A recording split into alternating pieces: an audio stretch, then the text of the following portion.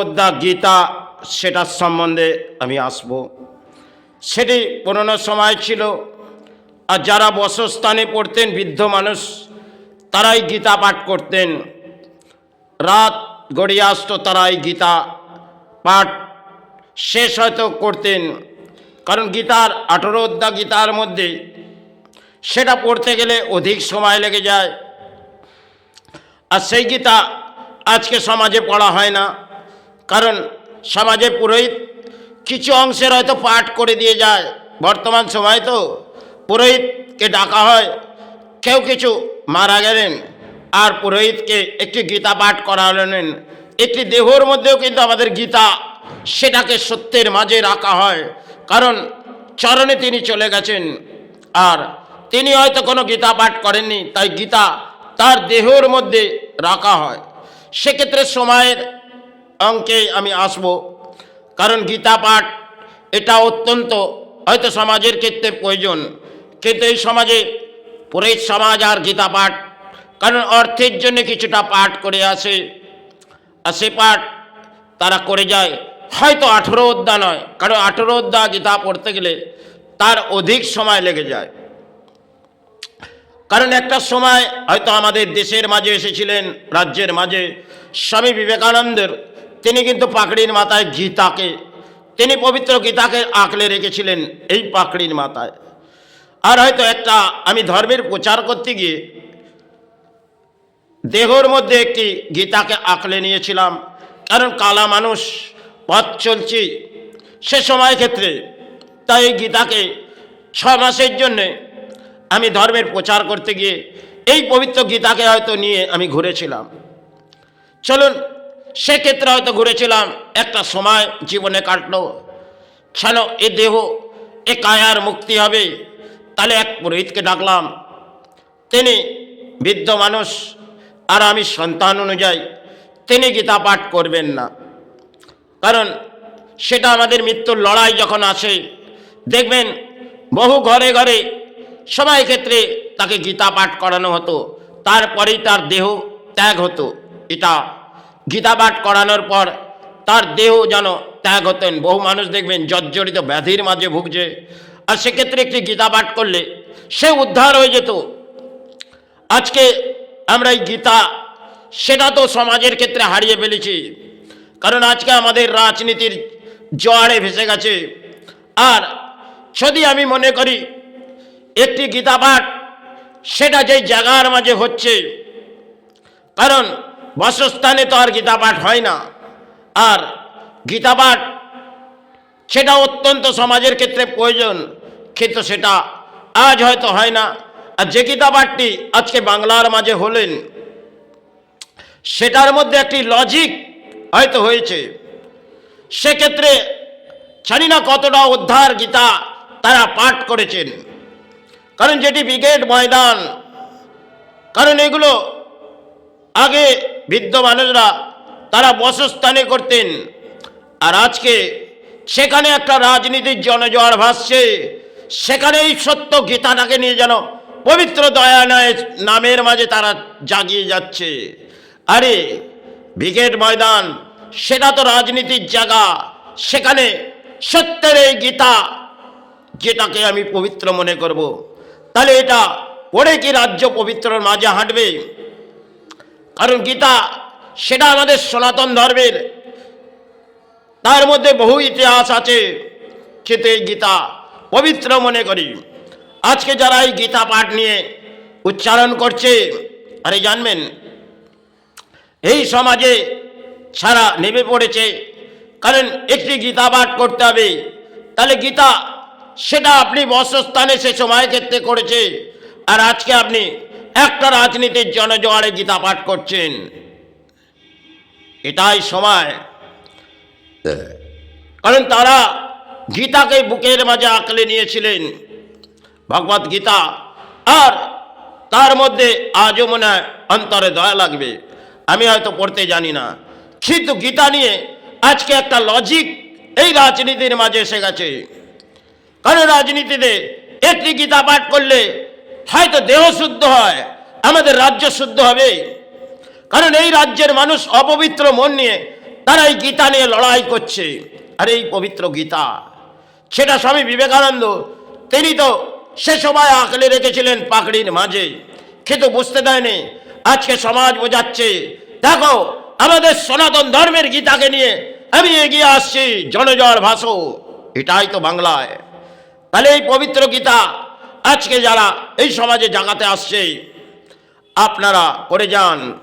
কিন্তু গীতা সেটা সত্য, আর আপনারা কোন পথেই হাঁটছেন, সেখানে হয়তো কোনো রাজনীতির দান এসে গেছে।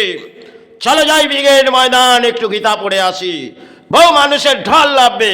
কারণ কখনো তো তারা বসস্থানে গীতা পাঠ করেনি, আজকে সেই জায়গার মাঝে গীতা পাঠ করে যাচ্ছে। আরে সেটি জনজোয়ার ভাসছে, এটা বাংলার মাঝে। হয়তো এই গীতা পাঠ বসস্থানে করা যায়। আজকে ধর্মের নামে আমরা হিংসা বৃদ্ধি চালাই, আর সেই গীতা নিয়ে আমরা লড়াই চালাচ্ছি। কারণ গীতায় সত্য মন নিয়ে যদি গীতাকে পড়া যায়, তাহলে অন্তরে কিছু দয়া লাগবে। কারণ পুরনো সময়, আজ আমার জেনারেশন হয়তো 50-52, কিন্তু আজ থেকে যারা 100 বছর আগে ছিলেন, তারা কিন্তু এই বসস্থানে গীতা পড়তেন। তারা কাউকে জানিয়ে পড়তেন না। বহু বৃদ্ধ মানুষ তারা গীতা পড়ে যেতেন। আজকে আমাদের বর্তমান সময় রাজনীতিতে নেতাও গীতা পড়বে, কারণ সেই পবিত্র গীতা, যাদের মন কোনো অপবিত্র, তারা এই গীতাকে যেন আঁকলে নেবে। আরে তাকে আঁকলানো যায় না। সে আপনার দেহের কায়ার মাঝে যখন মুক্তি হবেন, তখন কিন্তু সনাতন ধর্মে আপনাকে একটি গীতা দেহের মাঝে রাখা হবে কিছু সময়ের জন্যে। আবার আপনার কায়া ফের ফিরে না আসতে পারে, কিন্তু আপনি সত্যের পথে নেই। কারণ আজ আমাদের গীতা, সেটা এই সমাজ একটা লড়াই খেলছে, জাগাও গীতা দিয়ে। কারণ রাজনীতির জোয়ার, সেখানে সমাজের মানুষ ভেসে যাচ্ছে। আরে সে সময় ক্ষেত্রে হয়তো তারা গীতা পাঠ করেছিলেন। আজকে যারা গীতা পাঠ করতে আসছেন, সেখানে সমাজের মিডিয়া থেকে আরম্ভ করে কিছু দেখাচ্ছে, দেখো রাজ্যের মাঝে একটি গীতা পাঠ হচ্ছে, রাজ্য উন্নতির পথ হাঁটবে। আরে রাজ্যে অবনতির পথ তো এই রাজনীতির নেতারা ভরিয়ে দিয়েছে। আজকে এই রাজ্যে উন্নতি হবে না, কারণ গীতা পাঠ করে কোনো কর্মস্থান আসবে না। কারণ কিছু ধর্মস্থান করবে হিংসা বৃদ্ধির মাঝে, কেউ জগন্নাথ মন্দির করবে, আবার কেউ বাবরি মসজিদ করবে। এটাই তো বাংলার মাঝে চলবে। তাহলে করে যান লড়াই, ধর্ম ধর্ম করে লড়াই করে যান। সমাজে এটা পরিস্থিতি এসে গেছে। প্রকৃতিতে যদি একটি প্রলয় হয়তো দেখেছেন, কারণ করুণা সেটা মুখের মধ্যে একটা মুখোশ পরিয়ে দিয়েছিলেন, তাতে বহু সময়ের জন্যে, কারণ অসতের পুলির জন্যে কিন্তু মহাপ্রভু আপনাদের পড়িয়েছিলেন। কারণ গ্রহ নক্ষত্র খারাপের পজিশনে কোটি কোটি মানুষকে অন্যের হাহাকার আসতে হয়েছে, আর কেউ কার বাসস্থানে আসতে পারেনি। আজকে রাজনীতির জড়ে জোয়ারে একটি গীতা হয়তো পাঠ করানো হচ্ছে, কারণ প্রলয় দেখেছেন, এখনো মহাপ্রলয় হয়তো বহু বাকি আছে। সময় ক্ষেত্রে হয়তো মহাপ্রভু আবির্ভাব হবে, ছাড়বেন। তাহলে এই প্রকৃতিতে নিশ্চয়ই কিছু আসবে। কারণ যে গীতা নিয়ে আমাদের ধর্মের মাঝে খেলা হচ্ছে, সেটা হিংসা বৃদ্ধির মাঝে। কোনো ধর্মই ছোট নয়। আজকে ধর্ম নিয়ে হিংসা, ধর্ম নিয়ে ঘেরা, এটা সমাজের মানুষ করছে। কারণ একটি ধর্মস্থান গড়ে দিলাম, আর একটি মসজিদ হয়তো গড়ে উঠবে, সেখানেও কোটি কোটি টাকা। কর্মস্থান তো এই বাংলার মাঝ থেকে ভেঙে পড়েছে। কারণ যদি কর্মস্থান আসতো, তাহলে দেশের উন্নতি হতো। এই গীতা পাঠ করে দেশের কোনো উন্নতি হবে না, হবে অবনতি। কারণ এটা নেতারা ভাবছেন, সেই গীতা পাঠ করে রাজ্য জেগে আসবে, রাজ্যের মানুষ জেগে পড়বে। আরে সমাজ তো ঘুমিয়ে পড়েছে। কারণ ধর্মস্থানগুলোকে ব্যবসায় পরিণত করেছেন, আর ব্যবসায় পরিণত করেছেন। আজকে এই গীতা পাঠ করে ধর্ম জাগবে। একটি ধর্মস্থান দিদি গড়ে দিলেন, আপনারা সারার মাঝে গেলেন। কারণ বহু মানুষ রাজ্যের সেখানে দেখবেন প্রশাসন থেকে আরম্ভ করে তাদের কাছে অর্থ পাঠানো হয়েছে, যাও আমি একটি ধর্মস্থান করেছি, কিছু অর্থ দিচ্ছি, প্রচার করো সারাটা দিন। যেন মাইক বাজিয়ে একটি প্রচার করেছে কয়েকটা দিন, কারণ রাজ্যের একটি স্থান করে যাচ্ছে, সেটা জগন্নাথ মন্দির। তার মধ্যে তো বহু ইতিহাস আছে, সেই ইতিহাস মধ্যে ইনি পায়নি, এ পেয়েছে সেটা হচ্ছে অর্থ। কারণ রাজ্যের অর্থ দিয়ে একটি স্থান গড়ছে, সমাজের অর্থ। যাক, এটা রাজ্যের নেতারা করে যাবে, তারাই আজকে পরম দয়ালু, তারা গীতা পাঠ করবে। আর যারা গীতা পাঠ করতে আসছে তারা কি 18 অধ্যায় গীতা পড়লেন, সেটা আমি সমাজ থেকে জানতে চাই। কারণ 18 অধ্যায় গীতা পড়লে সেটা আমাদের সমাজের কল্যাণ হবে, যদি তারা পড়ে থাকে এই রাজ্যের কল্যাণ হবে। কিন্তু 18 অধ্যায় গীতা, তার মধ্যে কিছু রাখা আছে, সে গীতা পড়তে গেলে বহু সময় লাগে। আজকে যারা রাজনীতির মাঝে যুক্ত হচ্ছেন ধর্মীয় মানুষ, তারা গীতা পড়ব, যাব ব্রিগেড ময়দান, চলো যাই ব্রিগেড ময়দান, সেজে গুজে একটি গীতা পাঠ করে আছি, করে যান।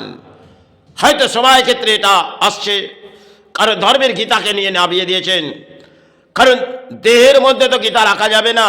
আর স্বামী বিবেকানন্দ তিনি তো মাথার মধ্যে আঁকলে রেখেছিলেন, কাউকে বুঝতে দেয়নি। আজকে আপনারা বুঝে যান, একটি গীতা পাঠ করে রাজ্য জেগে উঠুক, রাজ্যের উন্নতি হোক, এটাই কামনা করি। করে যান। এটা সেবার মাঝে আমি কিছু ব্যাখ্যা দিলাম, যদি কিছু ভুল হয় মহাপ্রভু ক্ষমা করো, মাতৃ ক্ষমা করো, এটাই বলে আমি শেষ করলাম।